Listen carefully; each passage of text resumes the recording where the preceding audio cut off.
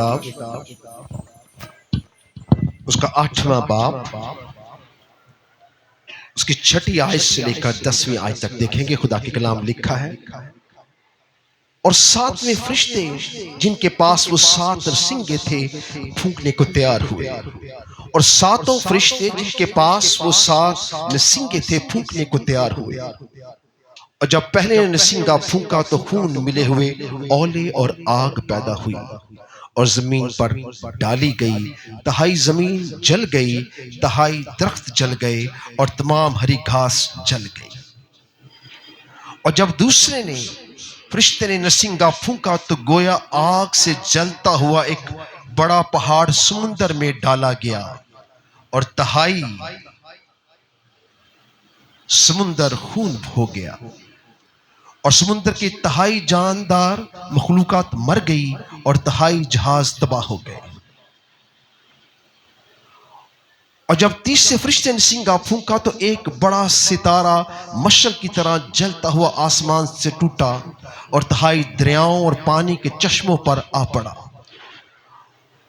और सितारे का नाम नाकदोना कहलाता है और तहाई पानी नाकदोने की तरह कड़वा हो गया और पानी के कड़वा हो जाने से बहुत से लोग, बहुत से आदमी मर गए। खुदा का पाक कलाम पढ़ा और सुना जाना हम सबके लिए से बरकत हो। खुदा का शुक्र हो। तो लोग चाहते हैं आज का कलाम उनके साथ जाए। आज के कलाम के वसीला से आपकी जिंदगी का महवर बदले। आमीन।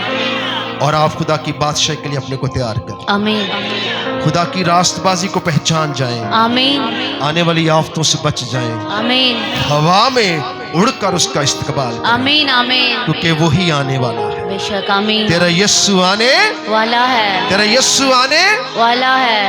आमीन। तकद्दस ताज़ीम आपके बैठे।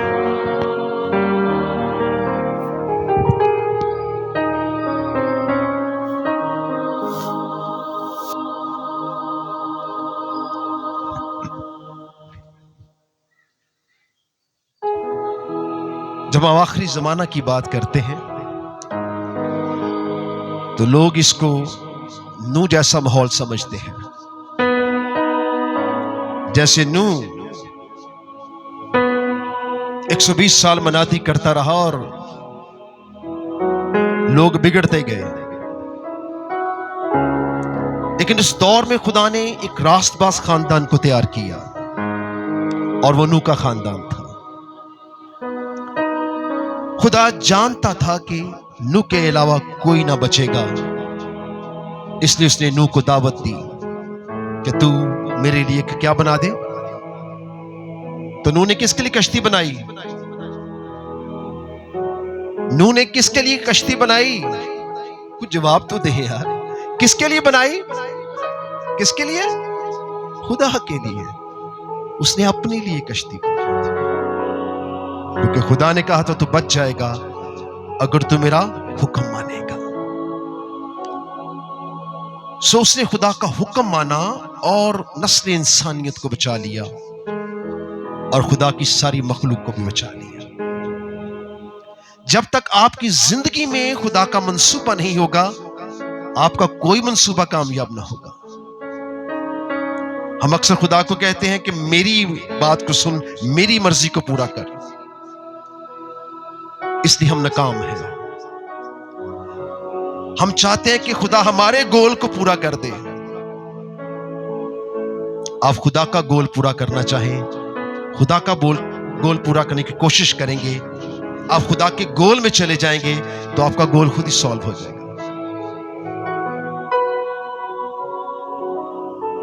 इंसान कुछ नहीं कर सकता जब तक खुदा की मर्जी ना हो। पतरस ने कहा कि मैं जान तेरे लिए दूंगा। यीशु ने कहा तू 3 बार मेरा क्या करेगा? इनकार कर देगा। खुदा जानता है कि आप क्या करेंगे। वो सारी रात जाल लगा के बैठा रहा और सुबह होते ही क्या कहता है कि खुदावंद मैं तो सारी रात मेहनत की और मेरे हाथ कोई मछली नहीं लगी। बड़े टूटे दिल से कहता अगर तू कहता है तो मैं कोशिश करता हूं। वो दोबारा टूटे दिल से जाल डालता है तो यीशु ने कहा दाएं में जाल डाल तो तू पकड़ेगा। तो जब उसने दाएं में जाल डाला तो भी जाल डाला ही था तो जाल भर गया। पतरस परेशान हो गया कि मेरा इतना 20 साल 30 साल का तजुर्बा है, हम खुदा की बातों पर तवज्जो नहीं करते। वही आपको बरकत देता है, वही आपके जाल को भर सकता है, वही आपकी मुश्किलात को सॉल्व कर सकता है, वही आपकी जरूरतों को पूरा कर सकता है। हम मायूस हो जाते हैं उस खुदा के सामने जो सब कुछ जानता है, जो सब कुछ क्या करता है, जो सब कुछ क्या करता है। खुदा आदम से बातें करता था और खुदा आदम की सुनता था। हम खुदा से बात ही नहीं करते। अभी हम खुदा आपसे बात कर रहा है, खुदावन का रूह आपसे बात कर रहा है और अपने हलक से आवाज निकालें ताकि आप भी बरकत पाएं, क्योंकि जब आप बोलेंगे तो वो भी आपको जवाब देगा। वो कहता जब तक बांसुरी में जो कुछ फूंका ना जाए वो बजती है। जब आप बोलेंगे, जवाब देंगे, समझेंगे, तो फिर आपको भी खुदा की बातें समझ आएंगी। वो हिकमत से भरी हुई है, वो फतह से भरी हुई है। यहां खुदावंद वो सब कुछ जो दुनिया में होने वाला है आपको पहले बता रहा है और कहता है बच्चों क्या हो, बच जाओ, ये घड़ी आएगी। दो सूरतें हैं, या तो इसे आप आसमान पर बैठ के देखें तो या जमीन पर आकर इसे झीलें। अब फैसला आपका है। मुझे आपकी अक्लों के मुताबिक नहीं बल्कि खुदा के कलाम के मुताबिक समझाना है। अगर आप इसको रिसीव कर जाएंगे तो बहुत सी चीजें को दरवाजे आपके लिए खुल जाएंगे। ये मुसीबतें, ये दुख जो दुनिया पे आने वाले हैं, दुनिया इस लायक थी। नूह के दौर में भी खुदा ने बहुत समझाया पर लोग उसकी समझ में ना आए, क्योंकि बदी बढ़ती गई और फिर बदी को धोना पड़ा ढेर सारे पानी के साथ। उस सारी नजासत और गंदगी को जो जमीन पर इंसान उसके गुनाह के सबब से, इब्लीस और उसके गंदे मंसूबों के वसीला से फैली थी, खुदा को पूरी जमीन को क्या करना पड़ा, धोना पड़ा। और जिनको उन्होंने बचाया उनको उन्होंने कभी हलाक होने ना दिया। हालेलुया। सो याद रखें कि ये आखिरी अय्याम में जो कुछ खुदा का कलाम यहां हो रहा है, ये कोई मेरी मर्जी नहीं कि मैं ये कलाम सुनाऊं। मैं कुछ सीख के नहीं आया। जो कुछ आप यहां सुनते हैं मैं कुछ सीखता नहीं हूं। मैं मिन्नत करता हूं खुदावंद के रूह से कि वो आपसे कलाम करे ताकि आपकी रूह तक खुदा की आवाज पहुंचे। सो खुदा का कलाम क्या कहता है, क्या कहता है, को बता सकता है? जिसके कान वो सुने कि रूह कलीसियाओं से क्या फरमाता है। ये बहुत जरूरी है कि मेरे मुंह में बात हो और आपके दिल में खुदा का रूह डाले। ये दो शख्सों के दरमियान एक बॉन्डिंग होती है ताकि आप खुदा की आवाज को सुने।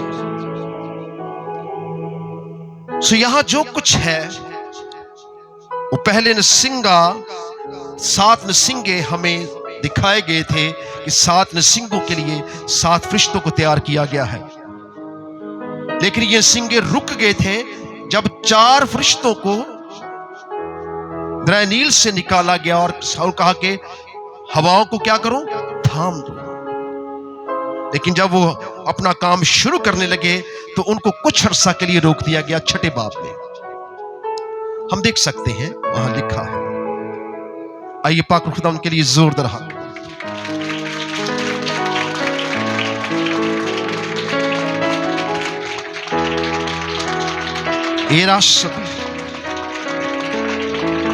7वें बाब। उसके बाद मैंने जमीन के चारों कोनों पर 4 फरिश्ते खड़े देखे। वो जमीन को चारों हवाओं को थामे हुए थे, ताकि जमीन या समुंदर या किसी दरख्त पर हवा न चले। फिर मैंने एक और फरिश्ता को जिंदा खुदा की मोहर लिए हुए मशरक से ऊपर की तरफ आते देखा।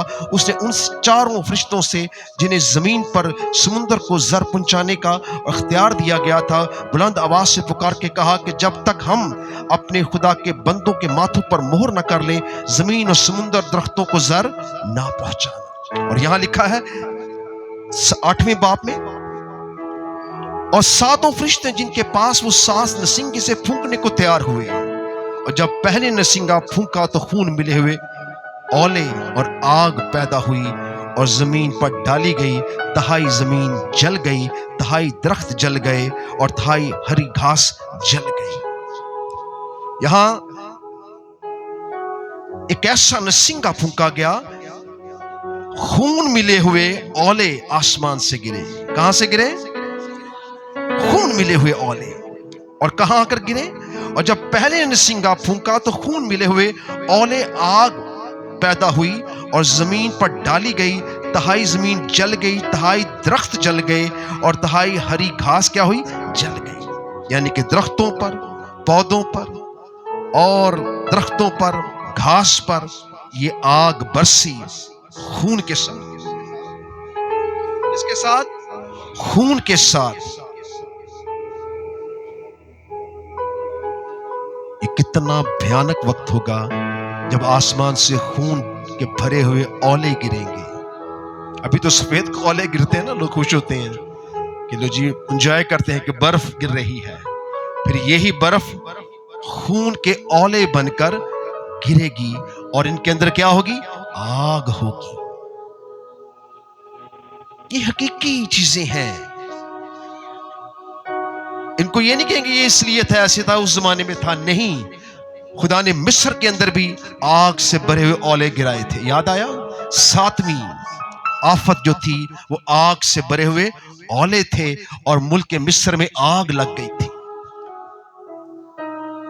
यानी कि पानी, बर्फ और आग। तो फराउन कहता है ये कौन है? अपने जादूगरों से पूछता है ये कौन कर सकता है? उन्होंने कहा फराउन चुप कर जा, ये खुदा है। हम तेरे खुदा बने थे, ये हमारा भी खुदा है जो कुदरत रखता है। ये उसके काम है और उसके काम हैरत अंगेज है। वो पानी से आग बर्पा करता है और बर्फ से भी आग निकाल देता है, क्योंकि वो कुदरत रखता है। सो ऐसी हैरत अंगेज जब आग और बर्फ और ओले पड़े, ओलों ने उनकी फसलों को तबाह किया और आग ने उनको क्या किया? जला दिया। और जहां जहां वो गिरे वहां तबाही मचती गई। मुल्क मिस्र क्या हो गया? बर्बाद हो गया। सो आखिरी अयाम में जब कलीसिया उठा ली जाएगी तब ये नसींगे फूंके जाएंगे। तो अगर आपको इन नसींगों को देखना है तो बस फिर जैसे दुनिया चलती है आप भी चले। फिर नसींगों के अंदर आग और ओले आप भी देखेंगे। और अगर ऐसा नहीं करना चाहते तो अपने को क्या कर लें? तैयार कर लें। फिर यहां जहां से आते हैं आप वहां से देखेंगे। हालेलुया। कहां पर? आसमान पर। लोग समझे तमाशा है ये, कलीसिया आसमान पर जाएगी। लोग कहते हैं इनकी शक्लें देखिए, यही शक्लें जाएंगी, क्योंकि उन्होंने इकरार किया है कि यीशु खुदा का बेटा है। सो यीशु ने मौत पर ऐसी फतह पाई है कि वो आसमान पर जा बैठा है, और जहां बैठा है वहां वो सब कुछ करने की कुदरत रखता है। सो ये बहुत जरूरी है। जमीन की तमाम मबादात 1/3 यानी कि 33% चीजों को जला दिया जाएगा और वहां पर खून मौजूद होगा। ये खुदा का गजब और खुदा का कहर और खुदा का गुस्सा और खुदा की अदालत है। जब उन्होंने उसके खुदा के बेटे के लहू को ना पहचाना तो खून मिले ओले उन पर खुदा ने गिराए कि तुमने उस खून को ना पहचाना।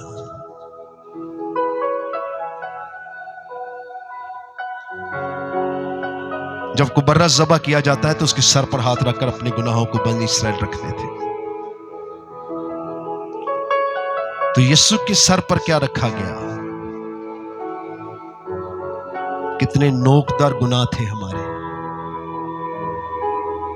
कितने खतरनाक गुनाह थे वो जो दुनिया के थे, जो उसके सर पर रख दिए गए और उसके सर से फिलफोर खून बहा और खुदा के बर्रे ने जहान के कफारे का जिम्मा अपने ऊपर लिया। ये कैसे हो सकता है? जिसने आपके गुनाहों का फिदिया अपने सर के खून से दिया हो, वो आपको इस जमीन पर रहने देगा? आप सोच कैसे सकते हैं कि आप जमीन पर रहेंगे? अगर आप नालायक हैं तो भी आपको खुदा ने वक्त दिया है कि आप खुदा की कदर करें। इस वक्त को जाया ना करें, क्योंकि जो कुछ होने वाला है ये दुनिया उसे बर्दाश्त ना कर सकेगी। जानते हैं लोग क्या करेंगे? आसमान की तरफ मुंह कर कर खुदा को बुरा भला कहेंगे, बुड़बुड़ाएंगे, कुड़कड़ाएंगे, माफी नहीं मांगेंगे, तौबा नहीं करेंगे, क्योंकि उम्मतों के दरमियान ऐसा घमंड काम करेगा ताकि वो नूह की कश्ती में दाखिल ना हो सके, इसी तरह वो सलीब में दाखिल ना हो सके। फराऊन भी जब तक उसका मुल्क तबाह ना हुआ, उसने खुदा का हुक्म नहीं माना। यहां तक कि जब उसके पलोठे हलाक हो गए, उसका अपना बेटा मर गया, पूरे मिस्र में मातम हुआ, तो तब उसको समझ आई यहां सिर्फ मैं ही नहीं, मुझसे भी बड़ा एक हस्ती